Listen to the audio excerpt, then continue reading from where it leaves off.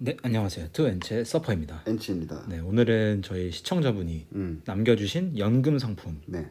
분석해달라고 하셔서 조금 분석을 해봤습니다. 네, 다른 분들도 혹시 본인이 투자하고 계신 연금 상품 궁금하시면은 언제든 댓글로 남겨주시면 남겨주시면 제가 한번 까보겠습니다. 서퍼님이 한번 까보실 겁니다. 네, 오늘 할 펀드는 삼성에서 하는 한국형 TDF 2040년 버전으로 그러니까 2040 만기로 돼 있는 증권 투자 시작 펀드다. 근데 이거 뒤에서 좀 설명을 드릴 텐데 일단 TDF 상품입니다. 우리가 기존에 해왔던 건 주식 테마 상품이었잖아요. 그렇죠. 그래서 뭐 친환경 아니면 바이오 뭐 이런 것들이었는데 이번 상품은 TDF다. 그래서 그걸 보시면 됩니다. 네. 그래서 일단 기본적인 사항을 보면은 펀드 사이즈는 2,700억 정도 되고 그다음에 이게 되게 정량적인 기준이거든요. 그래서 이게 다수 케이스로 지금 펀드가 잘하고 있다는 거예요. 근데 지금 두 개잖아요. 네. 그래서 제가 처음에 놀랐어요. 왜 두 개밖에 안 돼? 이게 두 개가 흔치는 않거든요. 수익률 안 좋을 때만 나오는 건데 그래서 왜 안 좋은가를 뒤에 좀 보니까 끄덕끄덕했었는데 일단 좀 보죠. 수익률을 좀 보면 뭐 이렇게 수익률이 나와 있는데 중요한 건 이제 경쟁 피어 펀드, 경쟁 비교 펀드 대비 그렇게 좋은 성과가 아니에요. 그렇죠. 그렇네요. 그래서 이제 그 두 개인 거예요. 이 태극 마크가. 그래서 뒤에서도 비교를 좀 해놨는데 어쨌든 이 상품이 어떤 상품인지를 알기 전에 수익률 관점에서 봤을 때 이게 정말 베스트냐라고 하기에는 조금 제가 보기에 애매했다. 왜냐면 이건 그냥 숫자인 거잖아요. 사실 제 감정이 아니라 지금 뭐 앞으로 잘해질 수도 있는 건데 지금까지 기준으로는 사실 베스트라고 말하기는 조금 어려운 상품인 것 같다라는 게 제 생각이고요. 그다음에 이제 이 펀드를 보시면은 우리 그 시청자분이 남겨준 상품은 CPE 클래스예요. 왜냐하면 본인이 투자하고 있는 클래스가 중요한 거기 때문에. 그렇죠.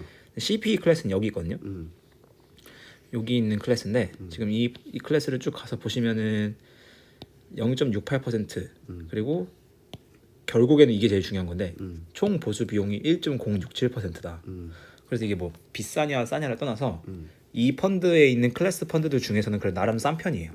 왜냐면은 여기 써 있는 SP 펀드들은 펀드 슈퍼마켓이라는 한국 포스증권 네 거기서만 살 수 있어요. 포스증권에서만 살 수 있고 만약에 그 시청자님이 포스증권이 사용이 가능하다 본인 연금 계좌를 그러면은 이걸로 하는 게 훨씬 싸겠죠. 근데 그게 안 된다. 그러면 이게 싼 거 그나마 제일 싼 거고. 최근에 디폴트 옵션이라는 정책이 추가됐는데 그거는 대체적으로 다 수수료가 싸요. 디폴트 옵션들은. 그래서 내가 그냥 아예 디폴트 옵션으로 그냥 가입을 해버리겠다 하는 게 제일 동일 상품에서 수수료를 아낄 수 있는 방법이다. 그래서 지금 충분히 저렴한 상품을 하셨지만 더 저렴하게 갈 수 있다는 걸 이제 알아두셨으면 좋겠고 그래서 요거 두 개는 포스증권을 가입하셔서 써야 되는 거고 회사 사정상 그게 안 된다면 뭐 디폴트 옵션으로 들어갈 수도 있고 그것도 안 된다면 제일 싼 상품을 하고 있는 건 맞다. 네, 여기까지 판단할 수 있고 이 펀드의 이제 운용력 이제 제가 봤을 땐 이분은 본부장님인데 아마 여기 이제 그 밑에 계신 이제 그 뭐 팀원분들 있겠죠. 실무진들. 네, 실무진들이 있을 텐데 대표 매니저는 이제 이분 이름으로 걸려져 있고 실무진들이 운용을 할 거예요. 그래서 거기까지는 이제 정보가 안 나오기 때문에 그렇죠. 파악하기는 어렵다. 그다음에 이제 이 펀드의 투자 대상 사실 어디에 투자할 거냐 그게 제일 중요한 거잖아요. 펀드는. 근데 TDF인데 국내외 주식 및 국내외 채권 관련 그러니까 글로벌 주식이랑 채권에 투자하겠다는 거죠. 네, 채권에 투자하겠다는 거고 지금 보면은 80% 이하로 5% 이상 80% 이하로 투자를 하겠다. 주식에 대해서는. 주식에.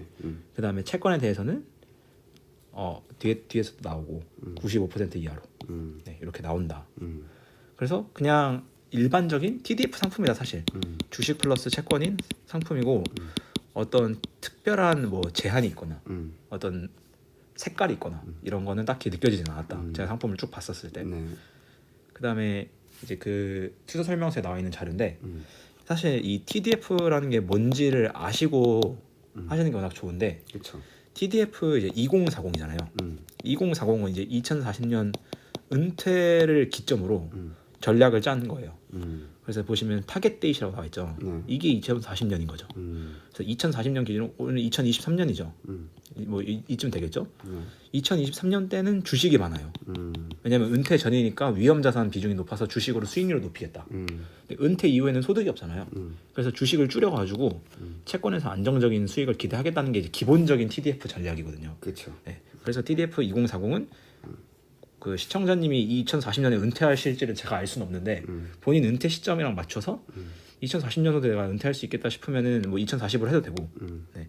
그래서 일단 그렇게 돼 있고 네.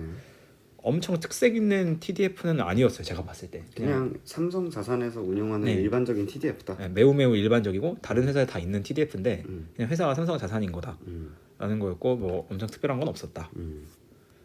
그래서 이 펀드 현재 비중을 보면 주식이 67%, 채권이 17%, 근데 현금이 15%로 현금이 조금 많더라고요. 네, 맞네요. 그래서 이건 사실 운영 전략인 것 같아요. 그래서 현금을 지금 많이 가져가는 것 같고, 근데 이게 지금 4월달 기준일 거예요. 공개된 게. 그래서 지금은 6월이니까 6월 기준으로는 뭐 현금이 없어졌을 수도 있죠. 주식에 많이 투자됐을 수도 있고. 근데 생각보다 미국 비중이 굉장히 높군요. 네. 한국 비중이 되게 낮네요. 그러니까 한국형 TDF인데 이거를 한국에 투자한다는 TDF는 아닌 것 같고 이 부분 사실 TDF를 전반적으로 보면 대한민국 비중이 별로 안 높아요 사실. 그렇군요. 근데 이제 이걸 그냥 좀 끼워 넣은 거죠. 약간 TDF에다가 한국 비중을 뭐 한 3% 4%더 추가해서 넣은 느낌 이런 느낌인 거예요. 그래서 현재 그 상세 보유 내역을 보면 마이크로소프트가 제일 많고 뭐 브로드컴, 그다음에 삼성전자가 있고 네, TSMC, 필립 모리스 다 완전 대기업들, 대기업이고 우량주. 거의 헬스케어랑 반도체 비중이 높군요. 네. 근데 거의 이거 이제 개별 종목으로 사진 않았을 거고 네. TDF다 보니까 이제 ETF로 하고 살짝 개별 종목이 들어갔을 수도 있다. 근데 그게 따로 제가 내역이 공개되는 건 아니라서 이렇게만 공개되기 때문에 그 다음에 이제 채권들은 거의 국채다. 여기 보시면 거의 국채들이 많고 회사채들 이제 우량한 회사채들, 그다음에 뭐 이제 짧은 현금들 그런 것들 많이 담고 있어서 그냥 정말 플레인한 일반적인 TDF 그 자체였다. 그래서 막 이게 좋다 나쁘다를 떠나서 그냥 평범하다 딱 이렇게 느껴졌었고요. 네. 그래서 2040을 타겟 데이트로 하고 있는 거잖아요. 타겟 데이트로 하고 있는 거니까 다른 회사들의 타겟 데이트 그 2040 펀드들을 비교해 봤는데 보시면 이렇게 태극마크 많은 것들 있죠. 얘네가 지금 수익률이 훨씬 좋아요. 여기가 지금 그 구독자님이 주신 삼성 한국형 펀드인데 뭐 3months 3개월 6개월만 봐도 다른 상품이 훨씬 더 좋고 그러네요. 네, 뭐 1년도 봐도 지금 1년도 훨씬 좋잖아요. 네, 그러니까 그냥 수익률을 기준으로 나래비 세워봐도 훨씬 좋다. 다른 상품들이. 근데 이제 앞으로도 얘네가 좋을 거냐? 사실 그건 알 수는 없는 알 수 부분이죠. 없죠. 그래서 지금까지는 그랬는데 앞으로도 좋을 거냐 사실 누구도 알 수 없는 거기 때문에 그냥 TDF 2040을 할 거냐 말 거냐를 더 중점적으로 봐야 되고 이제 이렇게 댓글 남겨주셨는데 키위키님이 키위키님한테 제가 드릴 수 있는 얘기는 TDF는 근본적으로 나이를 타겟으로 하는 나이를 타겟으로 하는 거거든요. 그래서 젊을 때는 위험 자산을 높이고 그다음에 늙을 때는 위험 자산을 낮추고 이런 건데 근데 가장 중요한 건 사실 제가 봤을 땐 본인의 리스크거든요. 그래서 내가 20대지만 리스크를 싫어하는 보수적인 사람일 수도 있는 거고 그쵸. 내가 60대이지만 공격적이어서 리스크를 감내할 수 있는 사람이 있을 수도 있잖아요. 그래서 내가 어디까지 리스크를 감내할 수 있느냐. 그러니까 TDF 기준으로 봤을 때 2040이 있고 2030이 있고 2050이 있잖아요. 이게 이제 뭐 위험도가 50%라고 치면은 이건 한 70% 되겠죠 위험도가. 2030이 더 짧겠네요. 이게 한 30% 되겠죠. 그다음에 여기가 70%다. 그래서 얘네가 주식이 제일 많고 얘네가 채권이 제일 많잖아요. 내 나이를 떠나서 나는 주식이 많은 게 좋아 하면 사실 이걸 더 뒤로 가야 되는 거죠. 나는 안정적인 게 좋아 하면은 내가 젊어도 이렇게 가는 거죠. 이게 더 중요한 거다. 기본적으로 연금 상품이라는 게 저희가 이제 보통 퇴직연금을 굴리잖아요. 맞아요. 퇴직연금은 매년 이제 저희가 플러스가 되는 건데 이게 돈이 점점 나이가 들수록 돈이 많이 쌓인단 말이죠. 근데 이제 주식 같은 경우에는 22년만 봐도 예를 들어 30%가 빠졌다. 그러면은 사실 복구하기가 굉장히 힘들단 말이에요. 그 만약에 내가 55세에 퇴사를 해야 되는데 50세에 만약에 빠졌다. 5년 만에 메꿔야 되잖아요. 그러니까 그게 힘들기 때문에 이런 방법으로 상품이 나온 거죠. 근데 그건 일반화한 방법이고 맞아요. 사실 반대로 따지면 1년 만에 30%가 올랐을 때 나 혼자 주식을 안 갖고 오면 못 따라가는 거거든요. 그렇죠. 그런 경우로 따져봤을 때는 나는 그냥 이럴 때 잃더라도 그러니까 조금 더 위험을 감내할 수 있는 사람이다 하면은 사실 이런 TDF의 일반화보다는 내 리스크에 맞춰서 상품을 사는 게 맞다. 그렇죠. 내가 나이가 많더라도 뭐 나이가 많더라도 이걸 살 수 있는 거고. 뭐 퇴직연금 외에 그 은퇴 자금이 좀 있다, 맞아요. 자산이 좀 있다 하면은 굳이 퇴직연금을 엄청 보수적으로 가져갈 필요는 없는 거고. 맞아요. 그래서 그게 더 중요한 거고 그거에 대해서는 키키님이 본인이 생각하셔야 된다. 그리고 이제 이 상품은 해지 상품이에요. 사실 해지 상품, 언해지 상품 뭐가 더 좋냐 이거는 사실 알 수 없는 거고 뭐 완전 장기적으로 갔을 때 언해지를 뭐 한 2, 30년 투자했을 때는 언해지가 좀 더 낫다는 건데 거의 차이가 미미합니다. 큰 차이가 없고. 그래서 내가 만약에 환에서 생기는 손익을 감당할 자신 있다면 사실 언해지도 괜찮은 선택이죠. 근데 이거는 결국에는 환율 방향성을 내가 어느 정도 맞춰야 되는 거기 때문에 뭐 예를 들어서 1,300원 넘어갔을 때는 나는 환율이 이미 충분히 비싸다고 생각해. 뭐 이런 식의 판단을 하실 수 있을 것 같다 하면 언해지가 괜찮은데 추천드리진 않겠습니다. 어려우니까. 네, 그래서 쉽지는 않다. 그리고 TDF도 결국 주식과 채권에 투자하는 거잖아요. 그래서 내 퇴직연금이란 게 결국에는 55세 은퇴 시점에 얼만큼 쌓여 있는지가 그게 중요한 거잖아요. 그렇죠. 근데 이 돈을 어떻게 쌓을 건지를 그래서 TDF 내에서도 정할 수 있고 아니면 TDF 밖에서 테마성 뭐 주식 상품을 정할 수도 있는 거고 그거부터 고민해서 정하시면 더 좋을 것 같다. TDF가 전혀 나쁜 건 아니라고 생각해요. 저는 괜찮은 상품인 것 같고 근데 이제 그 TDF에서 2040, 5030 중에 뭘 할지 그리고 같은 2040을 정했으면 다른 회사들 중에 뭘 할지는 이제 여기까지는 조금 알기 어렵죠. 어떤 회사가 제일 괜찮은지는 결국엔 지금 수익률이 그나마 좀 참고할 수 있는 지표긴 하지만 그게 전부는 아니다.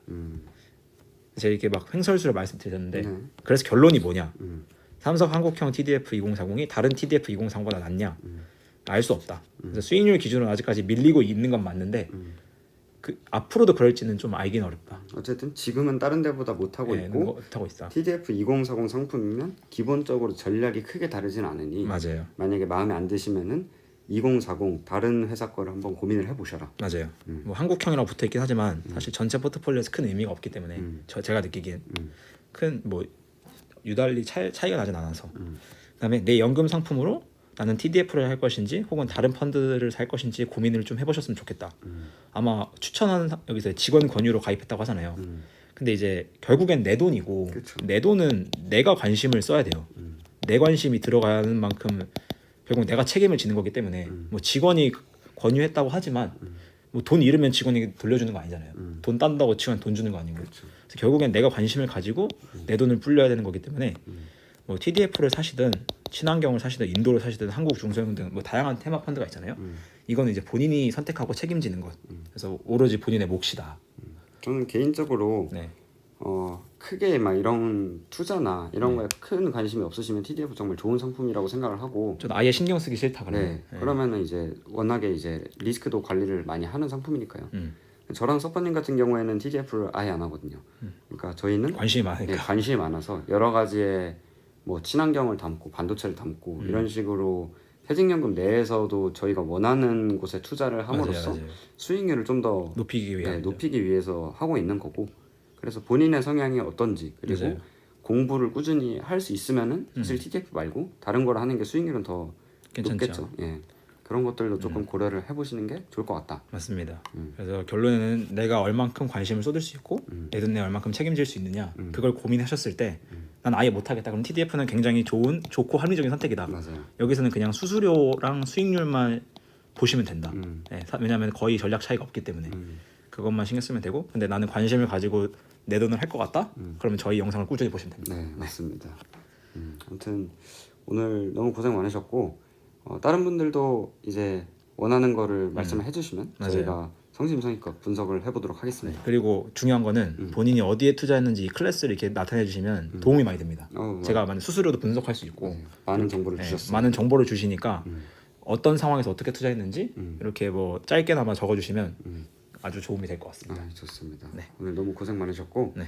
그럼 저희는 다음에 더 좋은 영상을 가지고 돌아오도록 하겠습니다. 그럼 안녕.